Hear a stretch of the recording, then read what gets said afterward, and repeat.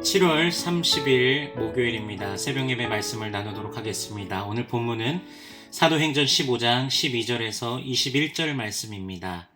제가 먼저 본문을 봉독하겠습니다. 온 무리가 가만히 있어 바나바와 바울이 하나님께서 자기들로 말미암아 이방인 중에서 행하신 표적과 기사에 관하여 말하는 것을 듣더니 말을 마침에 야고보가 대답하여 이르되 형제들아 내 말을 들으라.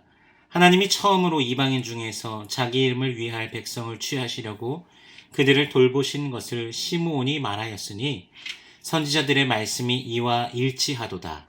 기록된 바 이후에 내가 돌아와서 다윗의 무너진 장막을 다시 지으며 또 그 허물어진 것을 다시 지어 일으키리니 이는 그 남은 사람들과 내 이름으로 일컬음 받는 모든 이방인들로 주를 찾게 하려 함이라 하셨으니 즉 예로부터 이것을 알게 하시는 주의 말씀이라 함과 같으니라. 그러므로 내 의견에는 이방인 중에서 하나님께로 돌아오는 자들을 괴롭게 하지 말고 다만 우상의 더러운 것과 음행과 목매어 죽인 것과 피를 멀리하라고 편지하는 것이 옳으니 이는 예로부터 각 성에서 모세를 전하는 자가 있어 안식일마다 회당에서 그 글을 읽음이라 하더라. 아멘. 적지 않은 논쟁 속에서 베드로의 진술은 복음의 핵심이 무엇인가에 대해 사도들과 장로들이 고민해 보게끔 하는 역할을 하였습니다. 논쟁이 계속되는 곳에서 베드로의 진술은 온 무리를 잠잠하게 합니다.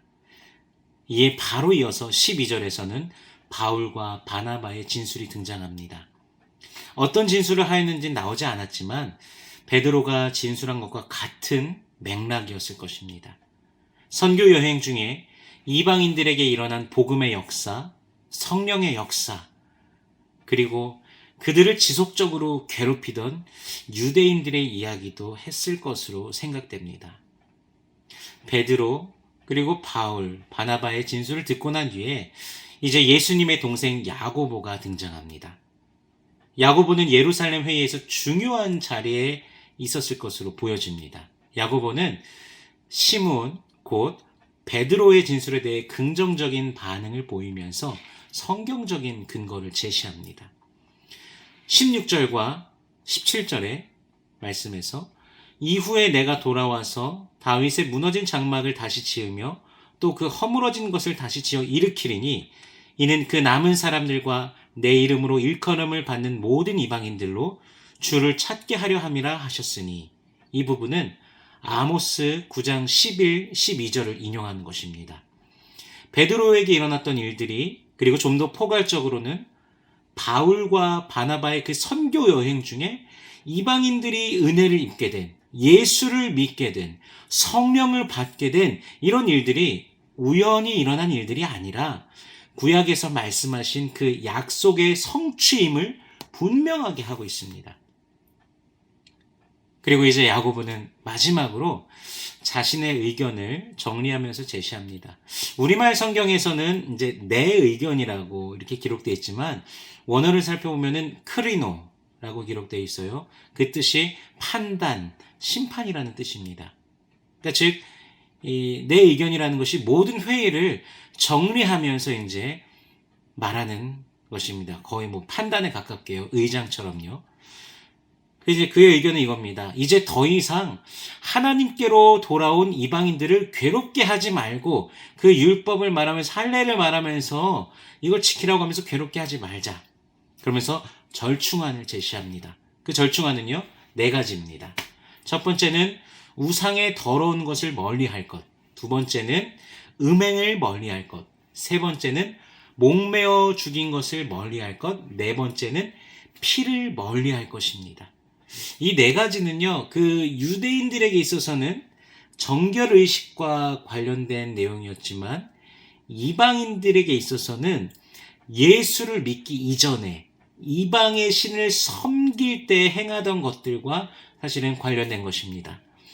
즉, 이제 예수를 정말 믿는다면은, 정말 은혜 받은 자라면은 과거에 그 헛된 신, 헛된 이방 신들을 섬겼던 그들을 향해서 행했던 그 과거의 모습을 다 벗어버리고 마음을 다해서 주님께로 예수께로 돌아오라고 말하는 것입니다.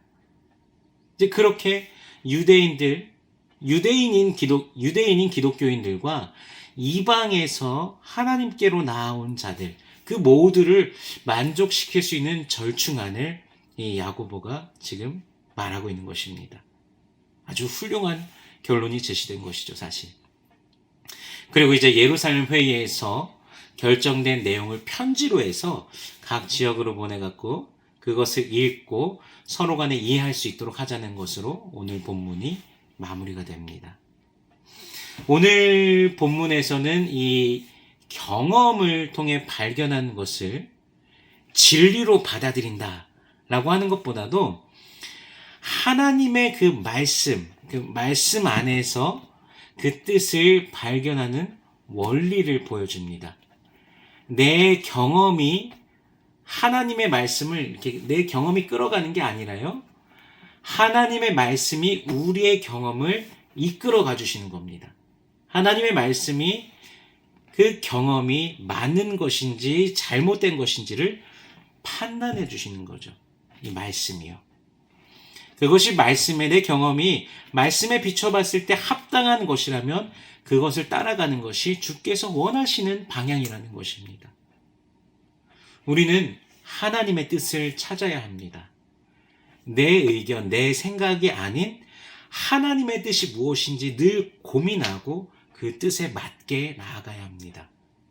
이것은 교회 안에서, 교회 공동체 안에서도 분명히 필요하고요. 또한 개인의 삶에 있어서도 분명히 필요합니다. 하나님의 뜻이 무엇인지 찾는 것. 매일 아침 하루의 삶을 시작하기 전 오늘 하루 나에게 하나님께서 나에게 원하시는 나의 모습이 무엇인가 찾기를 원합니다.